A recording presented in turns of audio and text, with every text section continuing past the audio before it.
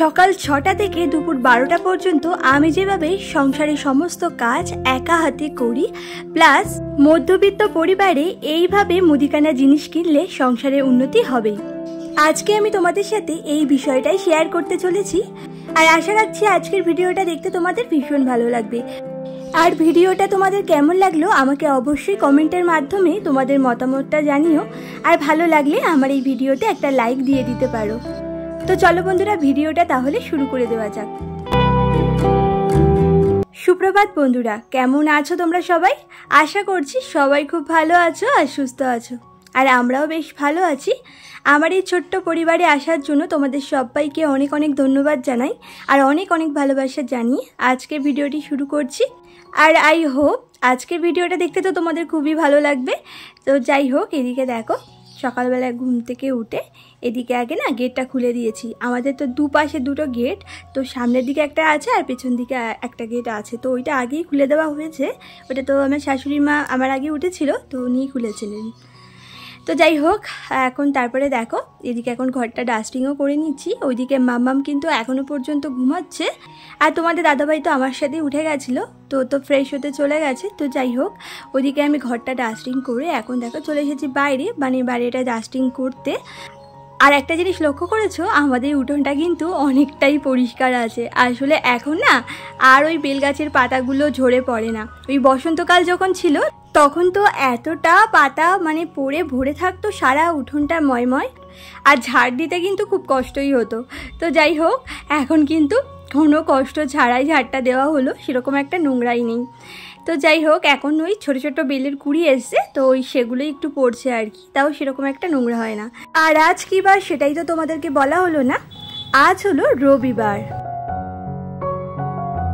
তো যাই হোক, ওইদিকে ডাস্টিং করে দেখো দুয়ারেও একটু জল দিয়ে দিয়েছি, আর তারপরে এদিকে এই সমস্ত গাছগুলোতে একটু জল দিচ্ছি। আর দেখতে দেখতে দেখেছো আমার এই গাছগুলো কিন্তু অনেক বড় হয়ে গেছে।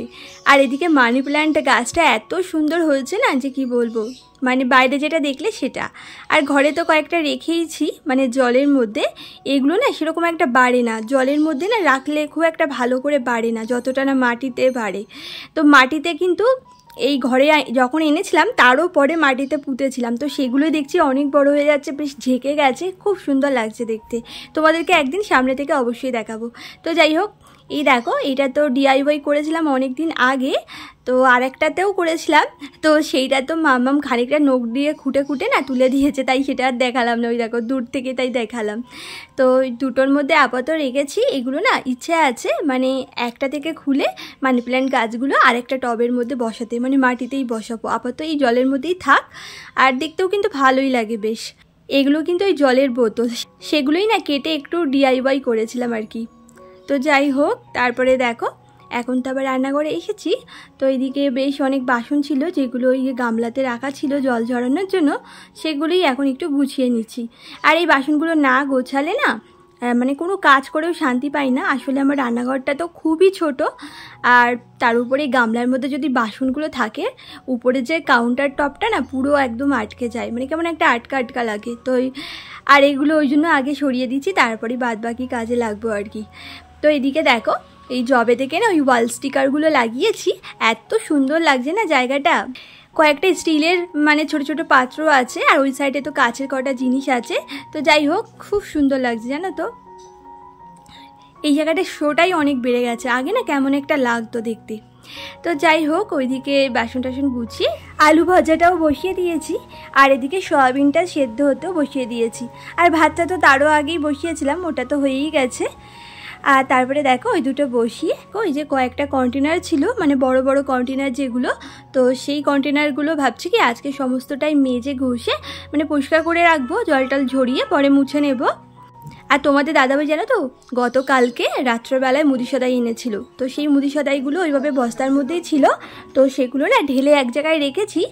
তবে সেগুলো এখনও না গুছিয়ে রাখিনি, আসলে এই কন্টেনারগুলো মেজে তারপরেই গোছাবো ভেবেছিলাম সেজন্য। তো এই কন্টেনারগুলো আসলে অনেক দিন ইউজ করা হয়েছে, আর 1 মাসের বেশি তো হয়েই গেছে। ওই আমাদের না 1 মাসের মুদি সদাই আনা হয়, কখনো কখনো আবার ওই 15 দিনের আনা হয়, আর কিছুটা মানে স্টকে রাখা হয় আর কি, মানে কিছুটা বাকি থাকে, তো আবার যখন লাগে তখন আবার আনা হয়। আর তোমাদের আজকে যে টপিকটা বলছিলাম, আমরা মধ্যবিত্ত পরিবারে যারা থাকি না, তারা যদি মুদি সদাইটা একটু বুঝে শুনে আনাতে পারি তাহলে কিন্তু সংসারে খরচ অনেকটা বেঁচে যায়। আর সংসারের খরচ যদি বাঁচে তাহলে তো আমাদের উন্নতি হবেই, তাই না বলো? তো সংসারের খরচ যতটা সম্ভব ততটা কিন্তু বাঁচানোর চেষ্টা করি। তো আমি কি করি বলো তো, কি মশলাপাতি আছে না সেগুলো আগে দেখে নিই, তারপরে গিয়ে মুদি সদাইটা লিখি। আর যেগুলো থাকে সেগুলো আর লিখি না। আবার কোনো জিনিস অল্প সংখ্যক থাকে, তো সেই জিনিসটা এরকম অল্প করেই লিখি।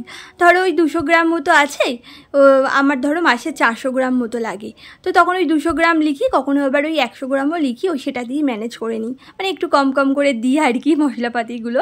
তো বেশি মশলাপাতি খেলে এমনিতেও তো মানুষের শরীর খারাপ হবে, আর এখন দিনকাল যা খারাপ, এত খাদ্য খাবারে ভেজাল, বেশি মশলাপাতি না খাওয়াই ভালো। এত গ্যাসের সমস্যা হয় সকলেরই, তো ওই জন্য চেষ্টা করি না প্রত্যেকটা রান্নায় একটু কম করে মশলা দিয়ে রান্নাটা করতে, যাতে খেয়েও কারোর কোনো অসুবিধা না হয়, আর ওইদিকে খরচটাও একটু বাঁচে। মানে মুদিখানার থেকে কিছুটা টাকাও সঞ্চয় করে রাখতে পারলে সেটাও কিন্তু অনেক, সেই টাকাটা দিয়ে কিন্তু অনেক জিনিসই করা যায়। সংসারে তো আর একটা দুটো খরচ না, অনেক ধরনের খরচ থাকে, তো কিছু টাকা বাঁচলে সেই খরচটাও কিন্তু মিটিয়ে নেওয়া যায়। তো একটু বুদ্ধি করে চললেই কিন্তু সেই কাজটা করা যায়, তো সেটাই চেষ্টা করি আর কি।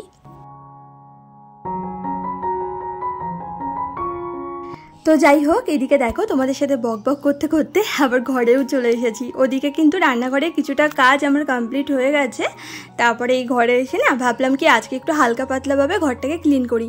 এদিকে 2-3 দিন কিন্তু হয়ে গেছে, আমি তো 2-3 দিন অন্তর কিন্তু ঘরটাকে খুব ভালো করে ক্লিন করি।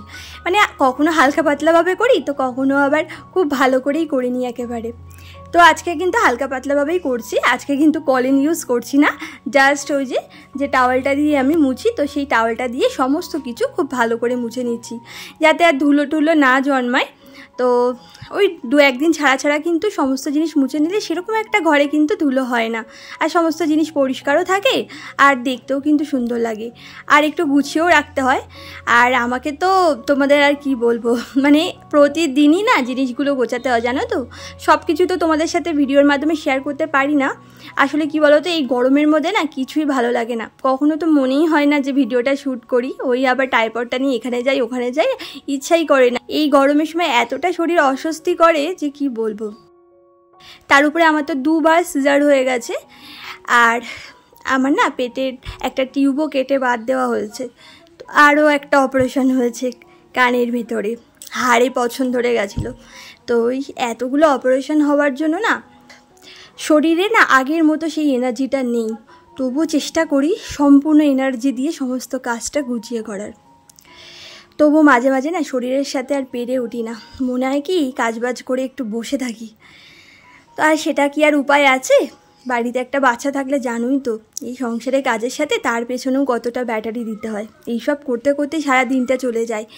আর আমার মাম্মাম যা দুষ্টু করে না, সারাক্ষণ ঘরে এটা নিচ্ছে ওটা নিচ্ছে, আর জায়গা মতো তো রাখে না। আর এখন আর কী বা বলবো, আর একটু বড় হলে হয়তো তখন বুঝতে শিখে যাবে, তখন হয়তো করবে না এরকম। তো ওই যে আমি যত গুছিয়ে রাখি ততই ও অগুছালো করে দেয়, আর সেগুলো তো পরিষ্কার করতেই হয়, মানে গুছাতে হয়, নইলে তো দেখতে তো ভালো লাগবে না ঘরটা, তো সেটা করি। গত দিনের ভিডিওতে আমাকে বিট্টু বিদিশা ব্লগ থেকে বলেছিলে খুব সুন্দর ভিডিও দিদি। থ্যাংক ইউ গো, আমাকে এত সুন্দর করে একটা কমেন্ট করার জন্য। তুমি যে তোমার মূল্যবান সময় থেকে আমার জন্য সময় বার করেছে একটা কমেন্ট করেছো, এটাই না আমার কাছে অনেক বড় পাওয়া গো। এইভাবেই আমার পাশে থেকো। তো যাই হোক, এদিকে দেখো প্রচুর জামা কাপড় হয়েছিল আজকে, তো সমস্ত জামা কাপড়টা নিচে বসেই কেচে নিয়েছি। এদিকে তো রান্না বান্না করা, তারপরে ঘরের টুকটাক সমস্ত কাজ করতে করতে অনেকটাই কিন্তু বেলা হয়ে গেছে। আর এখন তো বেশ ভালো রোদ উঠে গেছে, এখন জানো তো 6টার আগে থেকে কিন্তু রোদ চলে আসে, আর তার উপরে এখন তো প্রায় ওই 10টা মতো বাজে। তো এদিকে দেখো এত রোদ উঠেছে না, যে এখানে দাঁড়িয়ে যে আমি জামা কাপড় মিলছি, আমার পায়ের তলাটা একদম পুড়ে যাচ্ছিলো জানো না। মানে ছাদটা এতটা গরম, আর জুতো পরে তো আসিনি, ওই জুতো পরে না আমি আসতেই পারি না জানো না। যতভাবে জুতো পরে যাব, ওই তাড়াহুড়ো করে চলে যাই, ভুলেই যাই জুতো পরতে। তার উপরে ওই যে বালতিটা টেনে টেনে নিয়ে যেতে হয়েছে, আর 1 বালতি জামা কাপড়, তাও বালতিটা ধরছিলই না, ওই চেপে চেপে রেখেছিলাম। তো তো যাই হোক সমস্ত কাজ কিন্তু কমপ্লিট করেছিলাম, তারপরে তো স্নান টান করে নিয়েছিলাম। বাদ বাকি কাজগুলো আমি একদম অফ ক্যামেরাতেই সেরে নিয়েছিলাম, তোমাদের সাথে শেয়ার করিনি। আর ওইদিকে তারপরে জানো তো বিকেলবেলায় আবার মাম্মামকে নিয়ে একটু পার্কে গেছিলাম। বাচ্চা মানুষ তো সারাক্ষণ তো ঘরের মধ্যেই থাকে, ওরও তো ইচ্ছা করে মাঝে মাঝে একটু ঘুরতে যাই, তাই ওকে নিয়ে একটু পার্ক থেকে ঘুরে এলাম। দেখতেই পেলে ও দোলনা চললো, স্লিপ চললো, একটু আনন্দ করলো আর কি। তো তারপরে বাড়ি এসে আবার ডিউটিতে লেগে গেছি। তো এদিকে এসে দেখতেই পেলে আগে গাছে জলগুলো দিলাম, আর তারপরে তো ছাদেও গিয়েছিলাম জামা কাপড়গুলো আনতে। তো সেই জামা কাপড়গুলোও নিয়ে এসেছিলাম। আর এরপরে দেখো মামামকে একটু চা বিস্কুট খাইয়ে দিয়েছি, নিজেও কিন্তু খেয়ে নিয়েছি। আর তারপরে এই যে আবার ডিউটি শুরু হয়ে গেছে। এই যে মুদি সদাইগুলো এনেছিল, তোমাদেরকে বললাম না সকাল থেকে গোছাবো করে না, গোছানোই হয়নি। আর এই যে কন্টেনারগুলো জল ঝরাতেও রেখে দিয়েছিলাম, তাই ভাবলাম কি এখনই গুছিয়ে নিই। ওই যখনের কাজ তখন যদি না করা হয় না, ওই ফেলে রেখে দিলে দেখবে পরে করব করে করাই হয় না আর কি। আর তখন দেখবে একসাথে অনেকগুলো কাজের চাপ পড়ে যায়। তো ওই জন্য ভাবলাম এখনই গুছিয়ে নিই, তারপরে আবার মাম্মামকে পড়তেও বসাতে হবে। শান্তি নেই জীবনে, বুঝেছো? তো যাই হোক এই দেখো সমস্ত মুদি সদাইগুলো এখন এই গুছিয়ে রাখছি কন্টেনারগুলোর মধ্যে।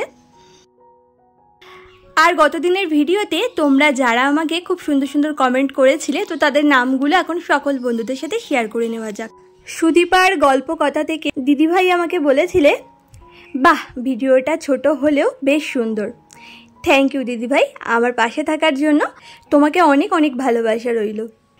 আর আমাকে কমেন্ট করেছিলে মা ছেলের স্বপ্ন থেকে প্রণীতা দিদিভাই, ভিডিওটা খুব ভালো লাগলো বোন। থ্যাংক ইউ গো দিদিভাই, তোমাকে তো আর আলাদা করে কিছু বলারই নেই, তুমি তো প্রতিদিনই আমাকে কম বেশি কমেন্ট করো, আর আমাকে অনেক সুন্দর সুন্দর কমেন্ট করো। তোমার কমেন্টগুলো পড়তে না সত্যি আমার ভীষণ ভালো লাগে জানো তো। আর যবে থেকে তোমার নামটা জানতে পেরেছি তবে থেকে তো তোমার নাম দিয়েই ভিডিওর মধ্যে তোমার কমেন্টটা পড়ি আর কি, তোমার ভীষণ ভালো লাগে। আর বাকি বন্ধুদের নামগুলো তো আমি জানি না, তো তোমরাও তোমাদের নামগুলো প্লিজ আমাকে জানিও। আর সত্যি কথা বলতে কি জানো তো, তোমাদের প্রত্যেকের কমেন্ট কিন্তু আমার মন ছুঁয়ে যায়, অনেকটা মোটিভেট হই জানো তো ভিডিও বানাতে। তোমরা এইভাবেই আমার পাশে থেকো, শুধু এইটুকুই অনুরোধ। আর আমাকে আগের একটা ভিডিওতে বিউটি মেকওভার লাইফস্টাইল থেকে দিদিভাই বলেছিলে তোমার ভিডিওটা আমার ভীষণ ভালো লাগলো। থ্যাংক ইউ গো দিদিভাই, আমার ভিডিওটা ভালো লাগার জন্য আর আমার পাশে থাকার জন্য। অনেক অনেক ভালো থেকো তুমি। আর আমাকে কমেন্ট করেছিলে উমার গল্প কথা আইডি থেকে একটা দিদিভাই, খুব সুন্দর ইনফরমেশন শেয়ার করলে, খুব সুন্দর হয়েছে, নতুন এলাম, খুব ভালো লাগলো। থ্যাংক ইউ গো দিদিভাই, আমাকে এত সুন্দর করে একটা কমেন্ট করার জন্য আর আমার পাশে থাকার জন্য। তোমাকে অনেক অনেক ভালোবাসা রইল। আর কিছু দিদিভাইরা আমাকে কমেন্ট করে বলেছিলে আমি কিভাবে ভিডিওটা শ্যুট করি সেটা তোমাদেরকে দেখাতে, আর কিভাবে এডিটিং করি সেটাও দেখাতে। তো আমি অবশ্যই তোমাদের সাথে কোনো একটা ভিডিওতে শেয়ার করব, তবে এই মুহূর্তে শেয়ার করতে পারছি না, তো কয়েকদিনের মধ্যেই চেষ্টা করব তোমাদের সাথে শেয়ার করতে। তো চলো বন্ধুরা, আজকের ভিডিওটা এই পর্যন্ত শেষ করছি। আশা করছি তোমাদের খুবই ভালো লেগেছে। তো সবাই খুব ভালো থেকো আর আমার পাশে থেকো, শুধু এইটুকুই অনুরোধ। আর কেমন লাগলো আমাকে অবশ্যই একটা কমেন্ট করে জানিও, আর পারলে এই ভিডিওতে একটা লাইকও দিয়ে দিতে পারো।